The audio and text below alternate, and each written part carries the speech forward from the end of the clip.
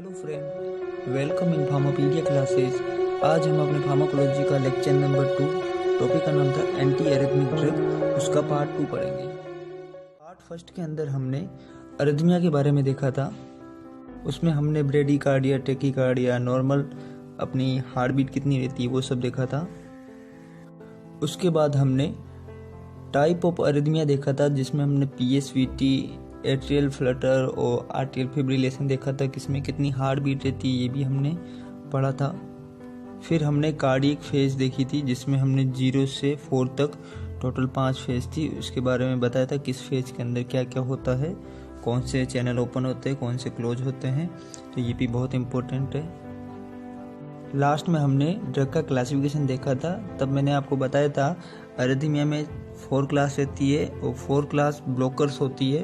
तो पहली जो ब्लॉकर है वो है सोडियम चैनल ब्लॉकर, दूसरी है बीटा ब्लॉकर, तीसरी है पोटेशियम चैनल ब्लॉकर और चौथी है कैल्शियम चैनल ब्लॉकर। तो ये जो सीक्वेंस है ये सेम ऐसे ही रहेगा, आपको चेंज नहीं करना है सीक्वेंस। आज हम एक एक क्लास को अच्छे से पढ़ेंगे। सबसे पहले हम सोडियम चैनल ब्लॉकर के बारे में देखेंगे, जिसको हम क्लास फर्स्ट बोलते हैं। तो ये जो क्लास फर्स्ट है सोडियम चैनल ब्लॉकर, इसको भी हमने 3 टाइप से क्लासीफाई किया गया है, class 1A, class 1B, class 1C। तो ये जो ABC है, ये ABC इनके एक्शन के अकॉर्डिंग क्लासीफाई किया गया है। जैसे कि क्लास A ये मॉडरेटली ब्लॉक करती है सोडियम चैनल को, B लिटिल करती है और जो C है मार्कली करती है, मतलब ज़्यादा ब्लॉक करती है ये।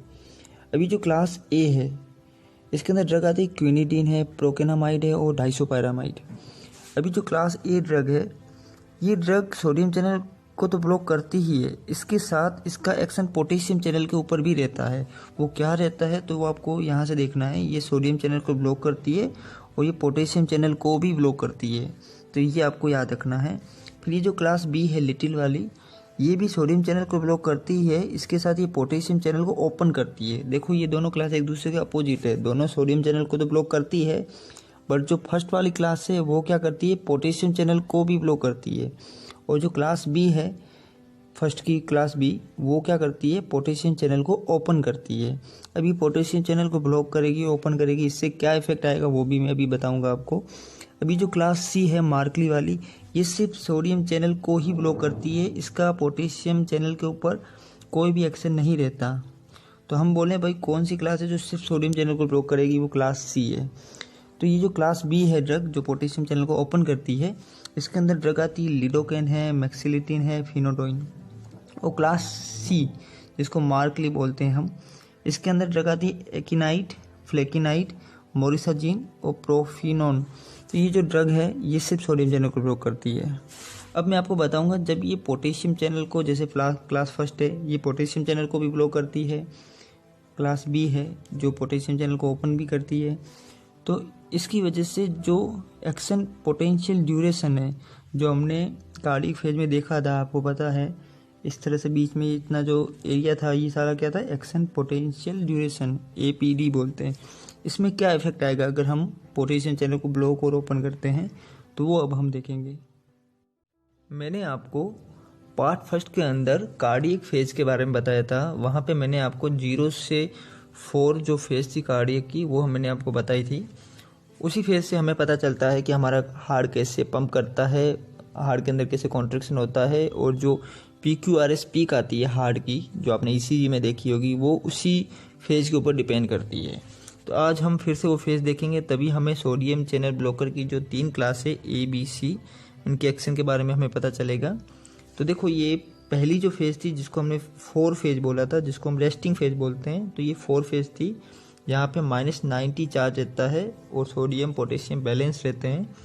फिर क्या होता है, सोडियम चैनल्स ओपन हो जाते हैं। तो सोडियम चैनल ओपन हो जाएंगे तो ये चार्ज ऊपर की ओर जाएगा, +20 तक जाता है। तो ये जो फेज है इसको बोलते हैं फेज 0 और ये फेज 4 थी। अब जैसे ये 20+ में चार्ज पहुंच जाता है, तभी क्या होता है, सोडियम चैनल बंद होता है और पोटेशियम चैनल्स होते हैं वो ओपन हो जाते हैं। तो ये ग्राफ वापस नीचे आने लग जाता है, ठीक है। तो सेल के अंदर पोटेशियम जा रहा है तो ये ग्राफ नीचे होने लग गए। थोड़ा ये नीचे आता है तो इसी को फेज फर्स्ट बोलते हैं, जिसको ओवरशूट बोला जाता है। और जैसे ये थोड़ा चार्ज कम होता है तभी यहाँ कैल्शियम चैनल ओपन होते हैं, तो देखो कैल्शियम बाहर जा रहा है, पोटेशियम अंदर आ रहा है, जिससे क्या होगा, नेट चार्ज वो बैलेंस रहता है, तो इसीलिए ग्राफ इसे सीधा चलता है। इसी को हम फेज़ 2 बोलते हैं। ये फेज़ फर्स्ट थी और ये फेज़ 2, जिसको प्लेटो फेज़ बोला जाता है। इसमें कैल्शियम पोटेशियम बैलेंस रहते हैं। थोड़े टाइम तक ये बैलेंस रहते हैं, तभी क्या होता है, कैल्शियम चैनल बंद हो जाते हैं और पोटेशियम चैनल, जो पोटेशियम पंप्स होते हैं वो स्टार्ट हो जाते हैं। तो पोटेशियम पंप स्टार्ट होंगे तो ये फेज़ एकदम से चार्ज नीचे चला जाएगा -90 तक। तो ये जो फेज़ है ये फेज़ थर्ड फेज़ बोलते हैं। रैपिड रीपोलराइजेशन इसको बोलते हैं। ये डीपोलराइजेशन है, जीरो फेज। ये रेस्टिंग फेज है, ये ओवरशूट है, और ये प्लेटो फेज है, और ये रैपिड रीपोलराइजेशन फेज है। क्यों? क्योंकि पोटेशियम चैनल ओपन हो गए, तभी एकदम चार्ज नीचे आ गया। आई होप कि आपको कार्डियक साइकिल अच्छे से समझ में आ गई होगी। अब हम देखेंगे कि जो क्लास फर्स्ट है अपनी सोडियम चैनल ब्लॉकर, इसको हमने 3 टाइप पे क्लासीफाई किया गया है। तो मैंने आपको तीनों बताई है, जो ए टाइप है, बी टाइप है और सी टाइप। ये क्या करती है, ये सोडियम चैनल को ब्लॉक करेगी और पोटेशियम चैनल को भी क्या करती है, ये ब्लॉक करती है। क्लास बी है, ये क्या करती है, ये सोडियम चैनल को ब्लॉक करेगी, इसी के साथ साथ पोटेशियम चैनल को ओपन करेगी। अब जो क्लास सी है, ये सोडियम चैनल को ब्लॉक करती है, बट पोटेशियम चैनल के ऊपर इसका कोई भी एक्शन नहीं रहता है। तब इन तीनों क्लास में डिफरेंस देखेंगे। डिफरेंस हम इस बेसिस पे देखेंगे कि इन तीनों क्लास का एक्शन पोटेंशियल ड्यूरेशन के ऊपर क्या एक्शन आएगा, जिसको एपीडी बोलते हैं। तो एक्शन पोटेंशियल ड्यूरेशन मैंने आपको कार्डिक फेज के अंदर बताया था। वहाँ पे मैंने बोला था कि जो ये फेज 4 है, फिर ये 0 फेज, 1 फेज, फिर ये 2 फेज होती है, यहाँ से थोड़ा गैप के बाद जाके फेज थर्ड स्टार्ट होती है, जिसको रैपिड रीपोलराइजेशन बोलते हैं। तो ये जो गैप आ रहा है, इसी गैप को हम बोलते हैं एक्शन पोटेंशियल ड्यूरेशन। तो अगर हम क्लास ए की ड्रग देंगे, हम वैसे तो क्लास फर्स्ट ही है, सोडियम चैनल ब्लॉकर ही है, बट उसमें हम क्लास ए की ड्रग देंगे, जिसके अंदर ड्रग आती है क्विनिडीन, डाइसोपैरामाइड, प्रोकेनामाइड। तो उसकी वजह से इस एपीडी पे क्या एक्शन आएगा, तो आपको पता है ये ड्रग क्या करती है, पोटेशियम चैनल को भी ब्लॉक करेगी। देखो नॉर्मल केस में पोटेशियम चैनल यहाँ पे ओपन हो रहा है, पोटेशियम पंप यहाँ पे ओपन हो रहा है और रैपिड रीपोलराइजेशन हो रहा है। बट अगर हमने ड्रग दे दी ए वाली क्विनिडीन, तो उसने क्या किया, ये पोटेशियम चैनल ब्लॉकर भी है, तो इसने थोड़ा और ब्लॉक करके रखा पोटेशियम चैनल को, और यहाँ पे जाके पोटेशियम पंप स्टार्ट हुए। तो फाइनली क्या हुआ, अब एपीडी बढ़ गया इतना, तो जो क्लास ए की ड्रग है वो एपीडी बढ़ा देती है।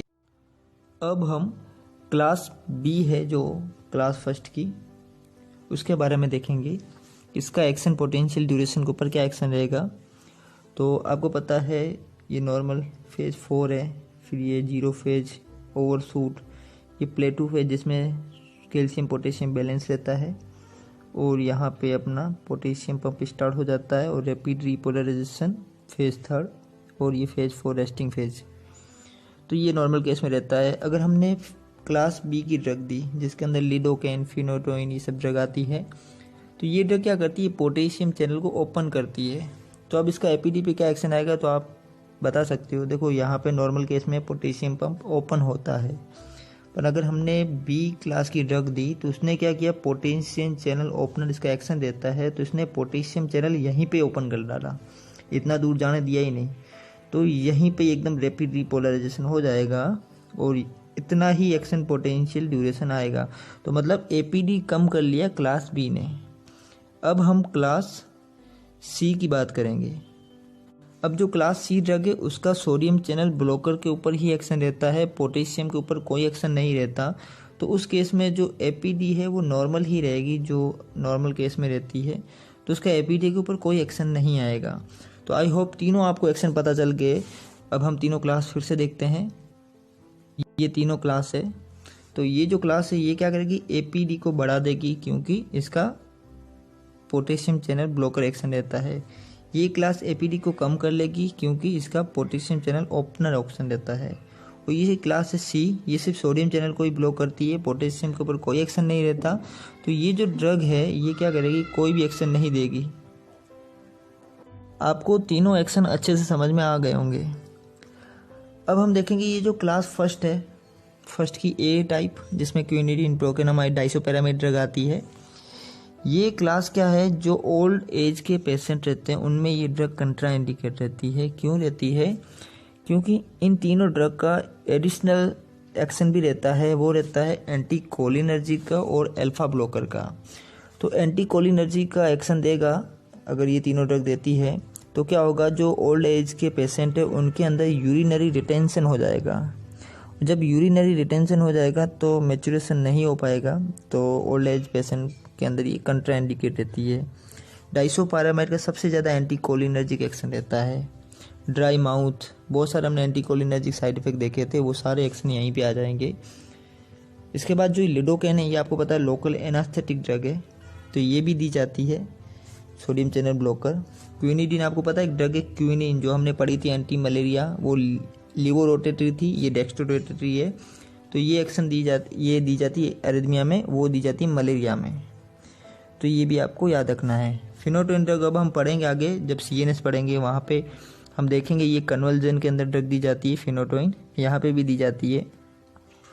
और ये जो इकेनामाइड फ्लेकेनामाइड ड्रग है, ये बहुत ही ज़्यादा मार्कली इनहिबिट करती है सोडियम चैनल को, इनका एक्शन बहुत ही स्ट्रॉन्ग आता है। कुछ इंपॉर्टेंट पॉइंट है, जैसे ये मैं बता चुका हूँ, क्विनिडीन हैव एडिशनल एंटीकोलिनर्जिक और अल्फा ब्लॉकर एक्शन। इसी तरह प्रोकेनामाइड अमाइड डेरिवेटिव होता है प्रोकेन का, तो आपको पता है प्रोकेन अमाइड लोकल एनास्थेटिक है, तो उसका अमाइड डेरिवेटिव है। मतलब प्रोकेन के अंदर क्या रहता है कि ये जो रिंग है बेंजीन की इस तरह से, और यहाँ NH2 ग्रुप होता है और यहाँ पे COO ऐसा ग्रुप रहता है, तो इस ऑक्सीजन को हटा के अगर मैं NH लिख लूँ तो ये होगा अमाइड डेरिवेटिव। तो जो प्रोकेन का स्ट्रक्चर है वहाँ इस ऑक्सीजन को हटा के NH कर लिया है, इसीलिए इसको बोलते हैं procainamide is amide derivative of procaine. तो ये भी एग्जाम में आ सकता है। और प्रोकेनामाइड का जो मेटाबॉलिज्म होता है वो होता है एसिटाइलेशन से, और ये बहुत ही इंपॉर्टेंट है। मैंने आपको कुछ ड्रग बताई थी जिनका मेटाबॉलिज्म एसिटाइलेशन से होता है, उसमें हमने आइसोनियाजाइड पढ़ा था, हाइड्रोलाजिन ड्रग पढ़ा था, यहाँ पे प्रोकेनामाइड है और सल्फोनामाइड है, तो ये आपको याद रखना है। आइसोनियाजाइड बहुत बार पूछा गया एग्जाम में, वो एसिटाइलेशन से मेटाबॉलिज्म उसका होता है। वैसे हम आगे पढ़ेंगे सब चीज़ें दोबारा। लास्ट में मैं आपको रिवाइज भी कराऊंगा सारे ये जो इम्पोर्टेंट फैक्ट है फार्माकोलॉजी के। डाइसोपारामाइड हैव पोटेंट एंटीकोलिनर्जिक एक्टिविटी, जो मैं आपको बता चुका हूँ, ओल्ड एज पेशेंट में कंट्राइंडिकेट रहेगी। Lidocaine have high first pass metabolism, इसका क्या था, फर्स्ट पास मेटाबॉलिज्म ज़्यादा होता है, तो इस वजह से हम इसको बीटा ब्लॉकर के साथ देते हैं। और बीटा ब्लॉकर आपको पता है क्या करता है, ये जो अपने लीवर के अंदर ब्लड जाता है तो उस ब्लड का जो फ्लो है उसको कम कर लेता है। तो लिडोकैन ड्रग लीवर के अंदर जा नहीं पाएगी क्योंकि वहाँ ब्लड फ्लो है ही नहीं, कम हो गया है। तो होगा क्या, जिसका जो फर्स्ट पास मेटाबॉलिज्म वो रुक जाएगा, तो इस वजह से हम लिडोकैन के साथ देते हैं बीटा ब्लॉकर। तो ये वो इम्पोर्टेंट नहीं है, आपको सिंपल याद रखना है। फ्लेकेनामाइड, ये फ्लेकेनाइड ड्रग है, ये ड्रग यूज की जाती है वोल्फ पार्किंसोनिज्म में। तो ये क्या है ये आपको याद रखना ज़रूरी नहीं है, बट इतना वर्ड याद रखना, वोल्फ पार्किंसोनिज्म के अंदर फ्लेकेनामाइड ड्रग यूज की जाती है। तो फाइनली हमने सोडियम चैनल ब्लॉकर अच्छे से पढ़ चुके हैं। अब जो नेक्स्ट क्लास आएगी उसके अंदर जो बची 3 क्लास है, beta blocker, potassium channel blocker और कैल्शियम चैनल ब्लॉकर, उनके बारे में देखेंगे, क्योंकि इस क्लास के अंदर अगर हम पढ़ेंगे तो वीडियो लंबा हो जाएगा। थैंक यू, आप मेरे वीडियो को देखो, शेयर करो, सब्सक्राइब करो। Thank you.